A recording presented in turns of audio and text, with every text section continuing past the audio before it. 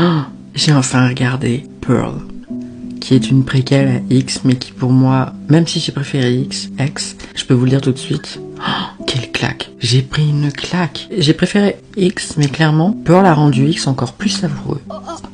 Mia Goth, mais quelle actrice de folie, quel film unique dans son style. Clairement, là, on est dans un hommage au film des années 40, 50, 30, 40, 50. C'est un film qui se déroule pendant la grippe espagnole. On a à peu près la même ouverture que pour X, avec la vue sur la ferme, la vue sur la maison depuis la ferme. Sauf que là, il y a vraiment ce côté artificiel dans l'ouverture des portes, un petit peu comme dans les films de l'époque. Visuellement, c'est magnifique. On est sur quelque chose qui fait Technicolor, sur quelque chose à la Mary Poppins, à Wizard of Oz. Beaucoup de vibes Bernard Herrmann avec la composition. Bernard Herrmann qui a composé pour Hitchcock assez régulièrement, Vertigo, Psycho, enfin des musiques hyper iconiques, et j'ai vraiment ressenti cette vibe-là. Whatever Happened to Baby Jane. Enfin, j'ai vraiment eu ces vibes-là de ces films-là de l'époque-là. C'était un film d'horreur, psychologique, plein en couleurs, et ça se passe quasiment que dans la journée, et comme quoi on n'est pas obligé d'être conforté par la nuit pour avoir peur. Enfin, vous voyez ce que je veux dire? Il y a très peu de scènes nocturnes, la plupart du temps, tout se passe en pleine journée. On est face à Pearl, jouée par Mia Goth, qui joue aussi dans X le personnage de Maxine, mais c'est pas problématique parce que pour moi, sans Mia Goth, Pearl aurait coulé. Elle prend le film, elle le prend avec elle, et c'est elle qui fait de ce film le film qu'il est aujourd'hui. C'est elle qui en a fait un chef-d'œuvre. Clairement, je crois que je peux parler de chef-d'œuvre. Autant dans X, on était dans vraiment un hommage aux années 70-80 du slasher. Alors là, c'est un film qui est complètement différent, et pourtant, l'un ne va pas sans l'autre. Pearl a vraiment surélevé X et m'a fait encore plus aimer ce film. C'est fou. Il n'y a pas tant que ça de scènes gore, il n'y a pas tant que ça de scènes de violence et tout ça. Mais justement, au début du film, on voit cette fille toute douce, Pearl, on la voit très mignonne, très gentille. Et puis des fois, il y a des petites actions où on se dit « bizarre ce qu'elle a dit là. Bizarre ce qu'elle fait là.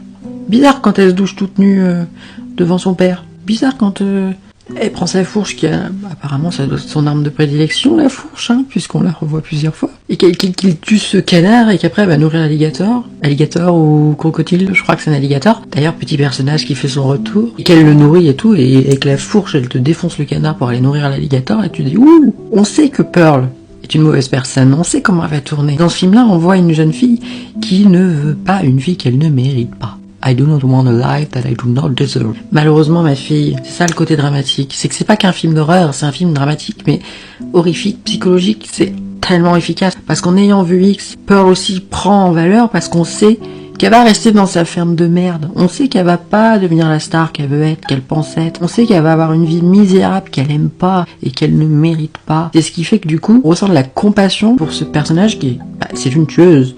Le film, pour moi, c'est un film sur la rage féminine, clairement. Ma petite, tu vas pas l'avoir la vie que t'as décidé d'avoir.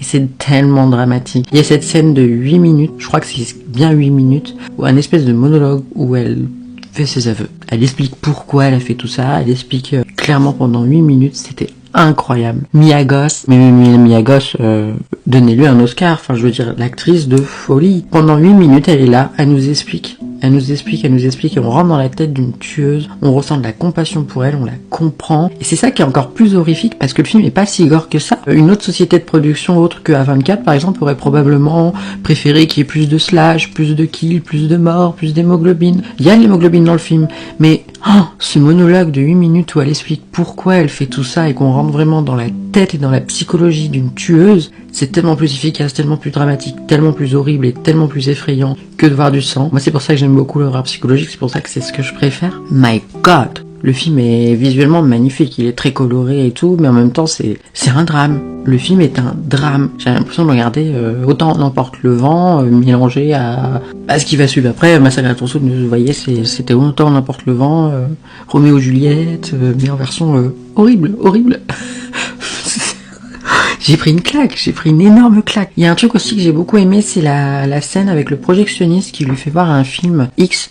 Donc du coup un film X des années 20 il me semble, je connais plus le titre, mais je l'ai reconnu parce que j'aime beaucoup ce genre d'images et de photos et tout ça qui était considéré illégal à l'époque. Il y a vraiment un aspect artistique dans ça, c'est pas comme ce qu'on peut regarder aujourd'hui quand vous allez sur certains sites, ça n'a rien à voir. J'ai reconnu parce que je connaissais ce film-là et ça m'a fait penser au Le coucher de la mariée d'Eugène Pirou. Je crois que c'est Eugène Pirou. D'ailleurs, il est conservé à la Cinémathèque française et c'est un truc que vous pouvez regarder sur internet. Il n'a pas été reconstitué à fond parce qu'on en a perdu des morceaux, mais il est considéré comme le tout premier film érotique du cinéma et j'ai tout de suite pensé à Eugène Pirou et au coucher de la mariée quand j'ai vu cet extrait-là. Bon, là, on est vraiment dans un truc X alors que là, le coucher de la mariée, c'était plus érotique. Mais j'aime beaucoup ce genre d'image-là. Il y a vraiment un aspect artistique que j'aime beaucoup. Et le fait d'avoir utilisé ça dans le film, ça m'a beaucoup plu. Pearl a élevé X. Comme je vous ai dit, j'ai préféré X, mais Pearl m'a fait encore plus aimer X. Pearl est une préquelle à X, comme X est une suite à Pearl. Les deux films ne vont pas l'un sur l'autre, ils sont tellement différents et pourtant ils se complètent. J'ai vraiment assisté à un truc incroyable. Quelle expérience de fou. Quel film unique, quel style unique. Je suis sur le cul. Pourquoi j'ai attendu aussi longtemps pour regarder ça, je ne sais pas. Mia Goth, c'est elle qui élève le film, c'est elle qui en a fait un chef-d'œuvre, c'est son interprétation, c'est son acting. Sans elle, le film il est rien. Il est rien. Elle prend le film à bout de bras, elle le porte sur son dos, c'est elle qui l'a élevé. Et la scène de fin où elle a son visage, là, son grand sourire, horrifiée, horrible, heureuse, happy, malheureuse en même temps, terrorisée. Oh, le désarroi, on sent vraiment... Oh, c'est... Qu'ai-je vu? Qu'ai-je vu? Sacré Pearl. Le fait d'humaniser et de ressentir de la compassion pour une tueuse, c'est maîtrisé à la perfection dans ce film. C'est clairement maîtrisé à la perfection. J'ai hâte de voir Maxine. J'ai été invitée à l'avant-première, donc du coup j'y serai, c'est la semaine prochaine. Le réalisateur Ty West sera même présent à l'avant-première, donc c'est vraiment une chance de ouf. Et j'ai hâte de vous donner mon avis là-dessus. Mia Goth, donnez-lui un Oscar.